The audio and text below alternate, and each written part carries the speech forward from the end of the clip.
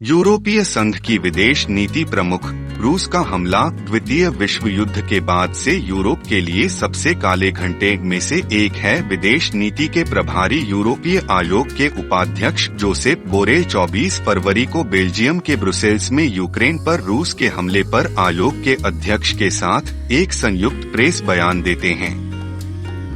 यूरोपीय संघ की विदेश नीति प्रमुख के अनुसार यूक्रेन पर रूस का हमला गुरुवार को लगभग 80 वर्षों में यूरोप के लिए सबसे काले घंटे में से एक है। यूरोपीय संघ के उच्च प्रतिनिधि जोसेप बोरेल ने संवाददाताओं से कहा, द्वितीय विश्व युद्ध की समाप्ति के बाद से यूरोप के लिए ये सबसे काले घंटे हैं। बोरेल ने यूक्रेन को तत्काल सहायता के साथ साथ यूरोपीय संघ के कर्मचारियों सहित निकासी प्रयासों का समर्थन करने का वादा किया। यूरोपीय संघ के प्रतिबंध यूरोपीय संघ आयोग के अध्यक्ष उर्सुला वॉन डेर लेयन के साथ बोलते हुए बोरेल ने कहा कि रूस के खिलाफ 27 सदस्यीय ब्लॉक से दंडात्मक उपाय प्रतिबंधों का सबसे कठोर पैकेट होगा जिसे कभी भी लागू किया गया है। वॉन डेर लेयन ने कहा कि वह आज बाद में अनुमोदन के लिए रूस के खिलाफ बड़े पैमाने पर और रणनीतिक प्रतिबंध पेश करेंगी। रूस के यूक्रेन पर हमले के बाद यूरोपीय शेयरों में भारी गिरावट। CNN के रॉबर्ट नॉर्थ से रूसी राष्ट्रपति व्लादिमीर पुतिन द्वारा यूक्रेन में सैन्य अभियान शुरू करने के बाद गुरुवार को यूरोपीय बाजार तेजी से नीचे खुले।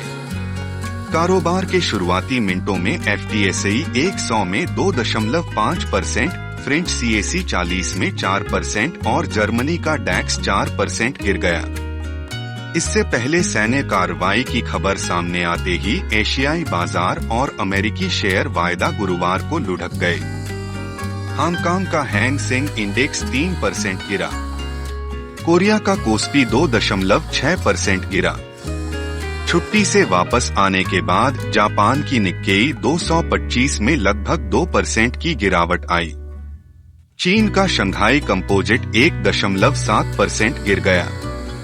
अमेरिकी शेयरों का वायदा भी गिरा। डाउ वायदा 780 अंक या 2.4% तक नीचे था।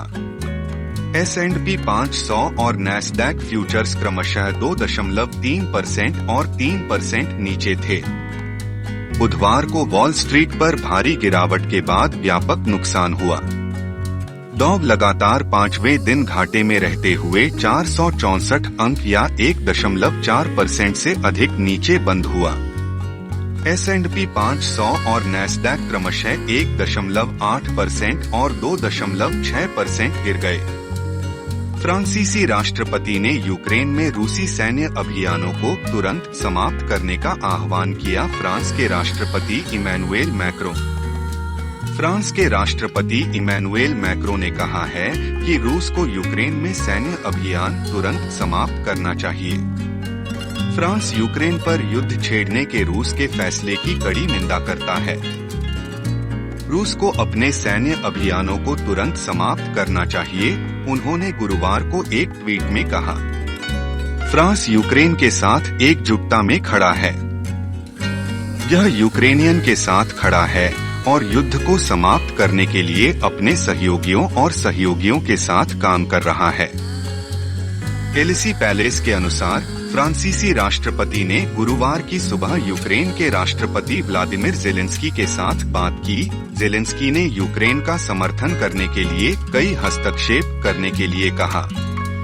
एलिसी के अनुसार ज़ेलेंस्की ने यूरोप में एकता का भी अनुरोध किया और मैक्रोन ने उन्हें फ्रांस के समर्थन और एकजुटता का आश्वासन दिया। मैक्रों ने गुरुवार सुबह यूरोपीय परिषद के अध्यक्ष चार्ल्स मिशेल से भी बात की।